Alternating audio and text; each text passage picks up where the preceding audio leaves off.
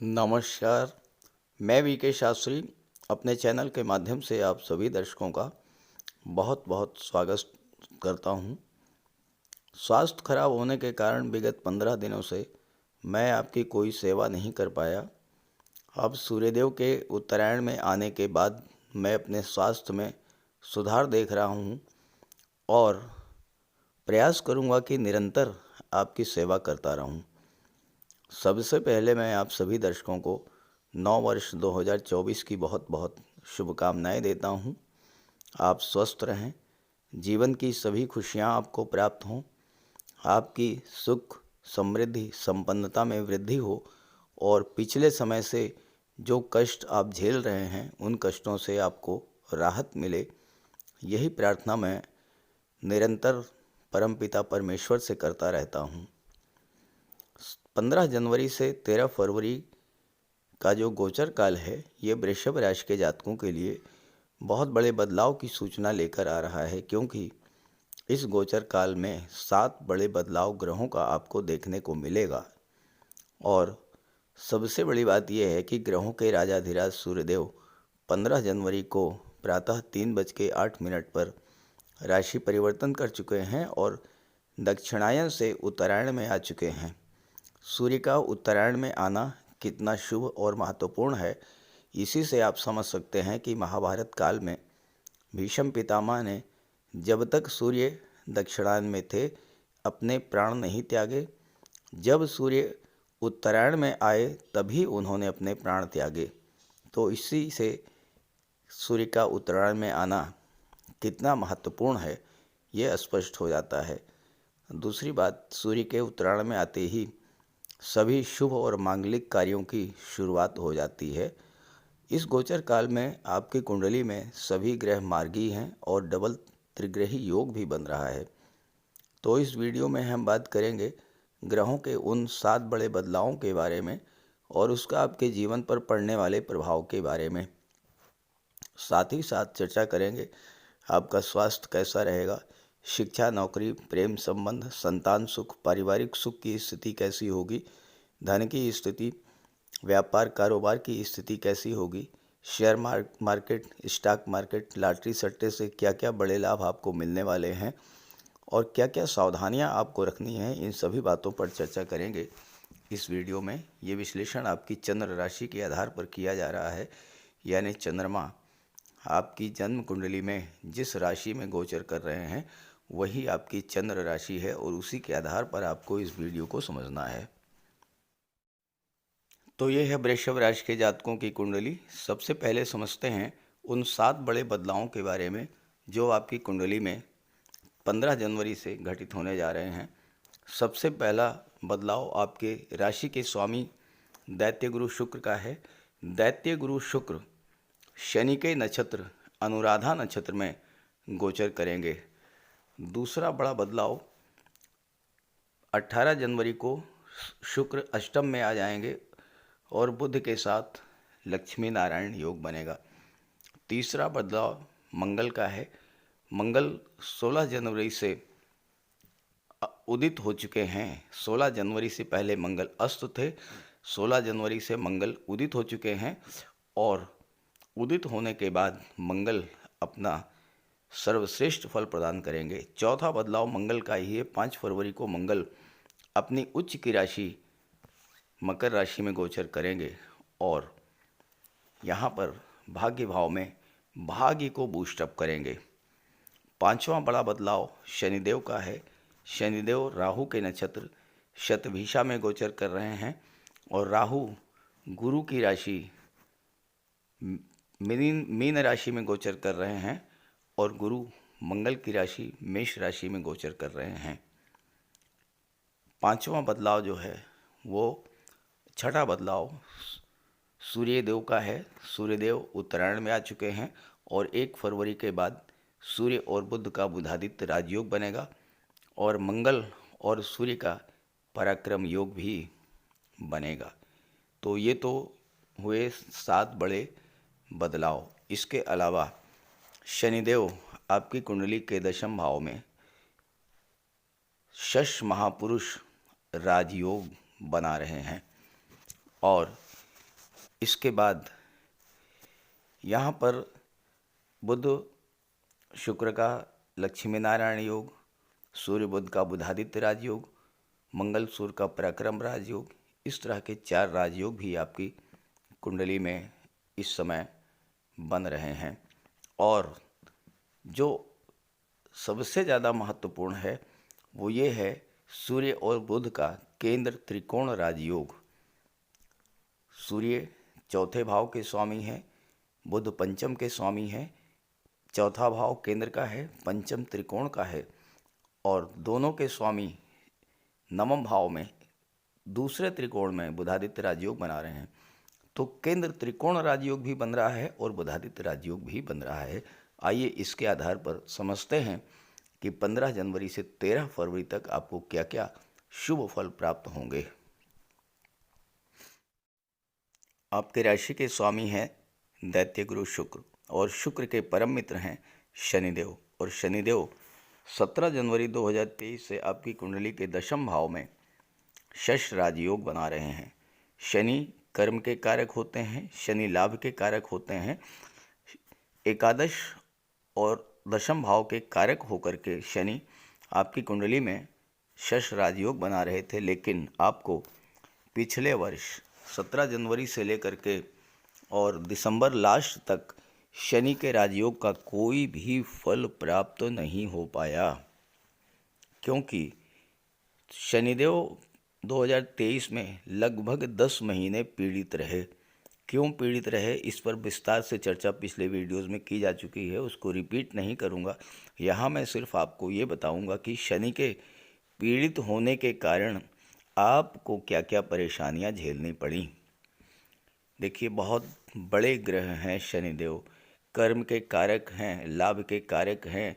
शनि को न्याय का देवता, न्यायाधीश कहा जाता है। शनि कर्म के अनुसार फल प्रदान करते हैं, और यही शनि जब खुद में पीड़ित हो जाए तो फिर आपको पीड़ा तो मिलनी ही मिलनी है। और क्या पीड़ा मिली होगी? पहली बात, शनि कर्म के कारक हैं, कर्म के भाव में बैठे हैं, लेकिन शनि के पीड़ित होने का सबसे नकारात्मक प्रभाव आपके कार्य क्षेत्र पर पड़ा होगा। कार्यों की गति मंद हो गई होगी, कार्यों में रुकावट आई होगी। पद प्रतिष्ठा प्रमोशन का लाभ अगर आपको मिलना था, वो प्रयास करने के बावजूद आपको उसका लाभ नहीं मिला होगा। शनि चूंकि नवम भाव के ही स्वामी थे, और इस कारण भाग्य का भी वो साथ आपको नहीं मिला जो कि आपको मिलना चाहिए था। पिता और गुरु से आपके संबंध खराब हुए होंगे। आप उच्च शिक्षा के लिए विदेश जाना चाहते थे, लेकिन विदेश नहीं जा पाए होंगे। किसी अच्छे इंस्टीट्यूट में आप अपना एडमिशन कराना चाहते थे, उस कार्य में भी बाधा आई होगी। शनि की दृष्टि 12वें भाव पर जब पड़ी तो खर्चे आपके नियंत्रण से बाहर हो गए होंगे, बिला वजह के खर्चे। और चूंकि 12वां भाव अस्पताल का होता है, शनि पीड़ित होते तो शनि रोगों के भी कारक होते हैं। आलस्य, थकान, एंजाइटी, डिप्रेशन, सिर दर्द, कमर दर्द, घुटनों में दर्द, आर्थराइटिस, इस तरह की समस्याओं ने आपको पीड़ित किया होगा, और इससे आपको बिला वजह के अस्पताल और डॉक्टर के चक्कर लगाने पड़े होंगे। और हो सकता है कि कोर्ट कचहरी का कोई मैटर भी आपके पीछे लग गया हो। विदेश संबंधी कार्यों में आपको बाधा आई होगी। आपका विदेश जाने का सपना अधूरा रह गया होगा। आप वर्क वीज़ा के लिए, वर्क परमिट के लिए प्रयास कर रहे थे, सफलता नहीं मिली होगी। विदेशी व्यापार में आपको नुकसान हुआ होगा। कोई बिजनेस डील आपकी कैंसिल हुई होगी। आपका पैसा विदेश में फंस गया होगा। शनि की दृष्टि चौथे भाव पर जब पड़ी तो सबसे नेगेटिव प्रभाव आपके माता के स्वास्थ्य पर पड़ा होगा। आपके घर की शांति, घर का माहौल ख़राब हुआ होगा। और इसके अलावा आपकी भूमि, भवन, प्रॉपर्टी, वाहन की कोई इच्छा थी, वह इच्छा भी पूरी नहीं हो पाई होगी। मकान आपने बनवाना शुरू किया होगा तो मकान आपका अधूरा रह गया होगा। और चूंकि शनि की दृष्टि 7वें भाव पर पड़ी, जो कि आपके दाम्पत्य सुखों का होता है, तो शनि के पीड़ित होने के कारण दाम्पत्य सुखों में भी बाधा आई होगी। पति पत्नी के बीच एक अलगाव की स्थिति, एक दूरी बनी होगी। बिजनेस में, पार्टनरशिप में आपका व्यापार व्यवसाय था तो उसमें भी आपको नुकसान या घाटा हुआ होगा। हो सकता है कि आपके पार्टनर ने आपके साथ चीटिंग भी की हो, आपके मान सम्मान में भी कमी आई होगी और आपकी डेली इनकम में भी कमी आई होगी। हालांकि सबके साथ ऐसा नहीं हुआ होगा, लेकिन कुछ न कुछ जिनकी भी कुंडली में शनि खराब रहे होंगे या जिनके जीवन में शनि की महादशा, अंतर्दशा, प्रत्यंतर दशा गतिमान हो रही होगी या जिन पर शनि की 7.5 शनि की ढैया चल रही होगी, उनके साथ जो मैं बता रहा हूँ इनमें कुछ न कुछ अवश्य हुआ होगा। कमेंट करके बताइएगा क्या आपके साथ ऐसा हुआ, और अगर इससे हट करके भी कोई समस्या आपके जीवन में आई हो तो ज़रूर कमेंट कीजिएगा, ताकि आपके साथियों को, मित्रों को भी जानकारी हो, उन्हें भी इसका लाभ मिले। अब आइए बात करते हैं कि 15 जनवरी से 13 फरवरी के बीच क्या विशेष परिवर्तन देखने को मिलेंगे।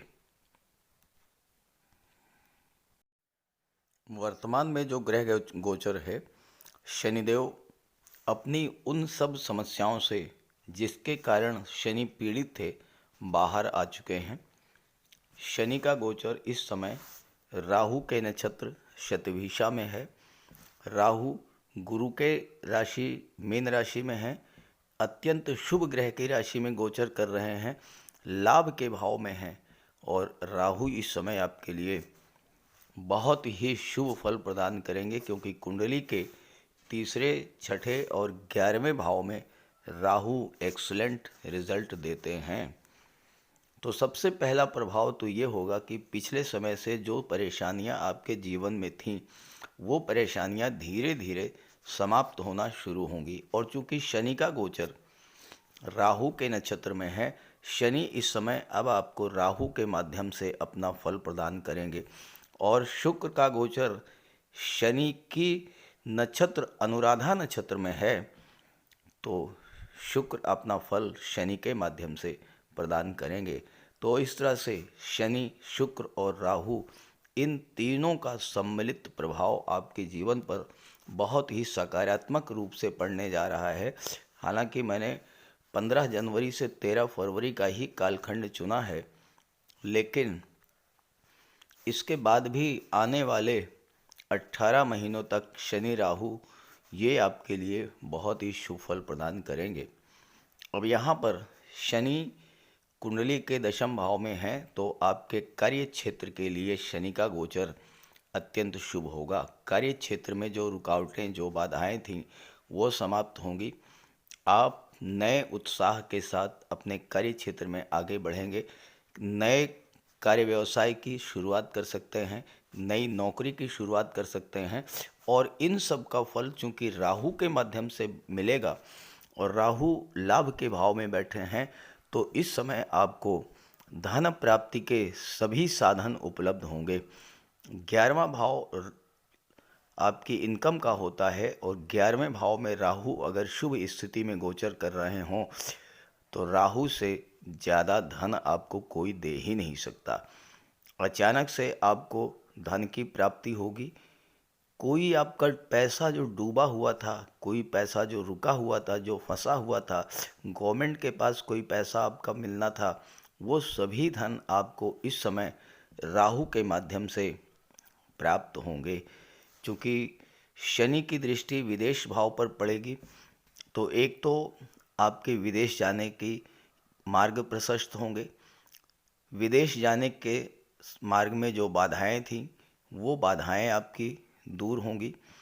और चूंकि मंगल 5 फरवरी को अपनी उच्च की राशि में आ जाएंगे, और मंगल आपके व्यापार भाव के स्वामी हैं और 12वें भाव के भी स्वामी हैं, तो व्यापार व्यवसाय का संबंध आपका विदेश से बनेगा, और इसमें मंगल पूरी तरह से आपको सपोर्ट करेंगे, क्योंकि अपनी उच्च की राशि में है और भाग्य भाव में गोचर कर रहे हैं। 5 फरवरी से पहले मंगल अष्टम में गोचर कर रहे हैं, और गुरु के साथ मंगल का परिवर्तन योग बन रहा है। जो जातक मेडिकल और सर्जरी से संबंध रखते हैं गेम्स और स्पोर्ट्स से संबंध रखते हैं उनके लिए विदेश जाने का बहुत बड़ा योग इस समय बन रहा है। राहु बैठे हैं 11वें भाव में और राहु की पंचम दृष्टि पड़ेगी तीसरे भाव पर। तीसरा भाव जो होता है वो संचार माध्यमों का होता है, इंटरनेट का होता है, ऑनलाइन प्लेटफॉर्म का होता है और राहु विदेश के कारक होते हैं। तो इस समय आप ऑनलाइन प्लेटफॉर्म के द्वारा, संचार माध्यमों के द्वारा, सोशल मीडिया के द्वारा विदेशों से जुड़ करके बहुत बड़ा लाभ अर्जित कर सकते हैं। और चूंकि वृषभ राशि के स्वामी शुक्र हैं, जो कि धन के कारक तो है ही, कला और सौंदर्य के भी कारक होते हैं शुक्र, और बुध और शुक्र का लक्ष्मी नारायण योग 18 जनवरी से बन रहा है।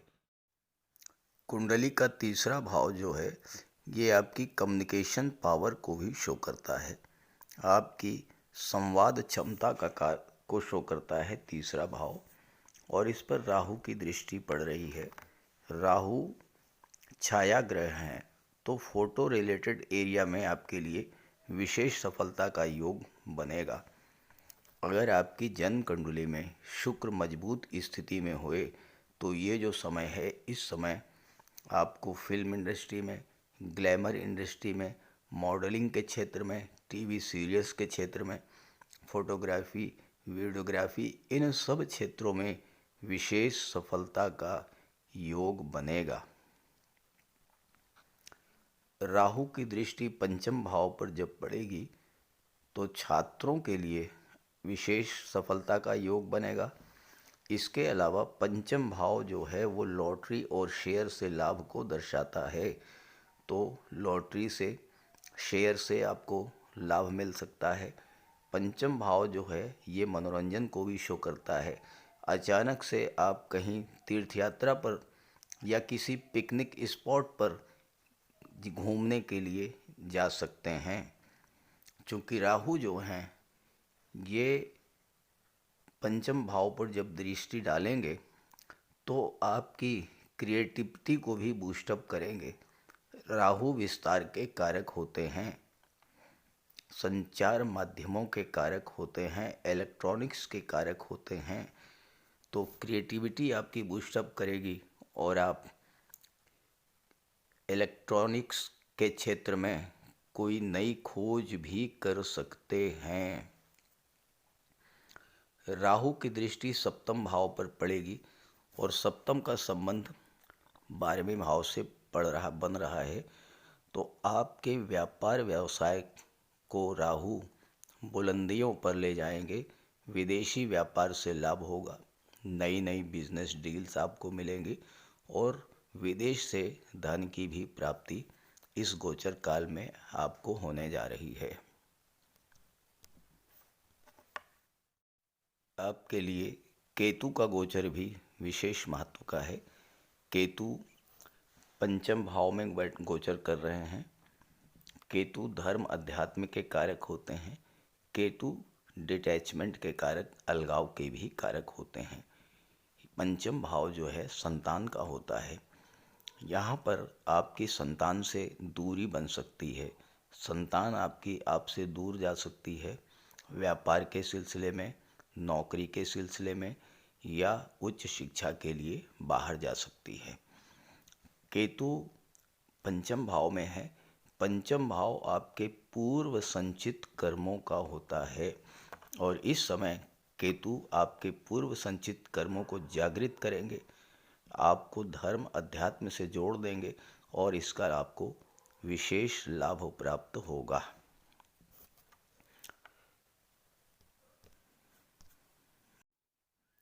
सूर्य बुध का बुधादित्य राजयोग और केंद्र त्रिकोण राजयोग आपकी कुंडली के भाग्य के भाव में बन रहा है।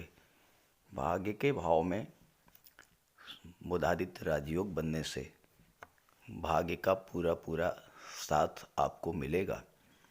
चूँकि सूर्य चतुर्थ भाव के स्वामी होकर के भाग्य भाव में बैठे हैं तो आपकी भूमि, भवन, प्रॉपर्टी और वाहन संबंधी कोई विशेष इच्छा इस समय पूरी हो सकती है। हालांकि शनि की दृष्टि भी पड़ेगी चौथे भाव पर, और इसका प्रभाव ये होगा कि आपको मातृभूमि से दूर जाना पड़ सकता है।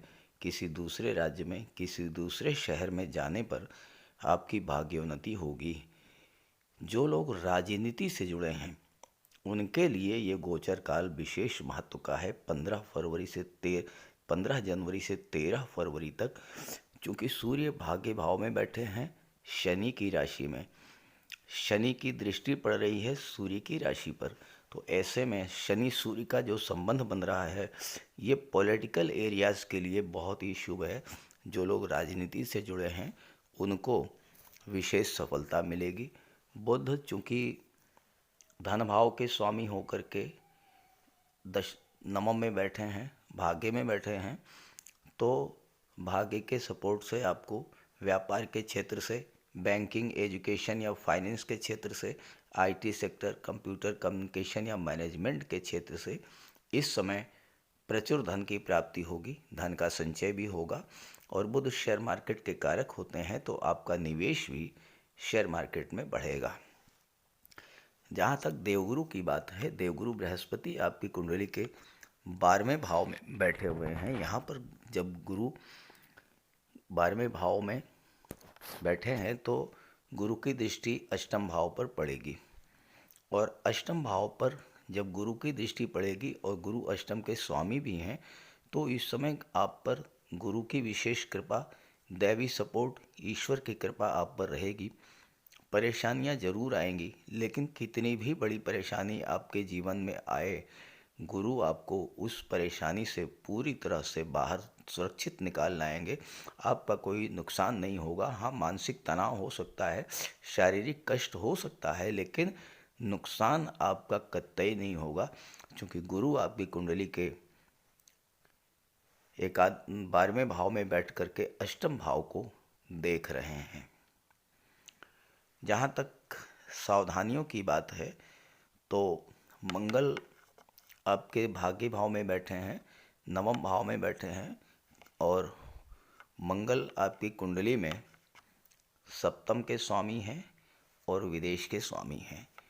तो मंगल के कारण आपके दाम्पत्य जीवन में थोड़ी बहुत तनाव की स्थिति बन सकती है अगर आपने वाणी पर नियंत्रण नहीं रखा। दूसरी बात, मंगल की दृष्टि, अष्टम दृष्टि चौथे भाव पर पड़ रही है, तो यहाँ परिवार में भी तनाव की स्थिति बना सकते हैं थोड़ा बहुत। लेकिन आपकी राशि के स्वामी शुक्र हैं, जो बहुत ही शुभ और सौम्य ग्रह हैं, तो ऐसी कोई विशेष परेशानी आपके लिए नहीं दिखाई पड़ रही है। कुल मिलाकर के आपके लिए 15 जनवरी से 13 फरवरी का जो गोचर काल है ये बहुत ही शुभ है। इस गोचर का लाभ उठाइए, और ये जानकारी अच्छी लगी हो तो अपने साथियों को, मित्रों को भी ज़रूर शेयर कीजिएगा। नमस्कार।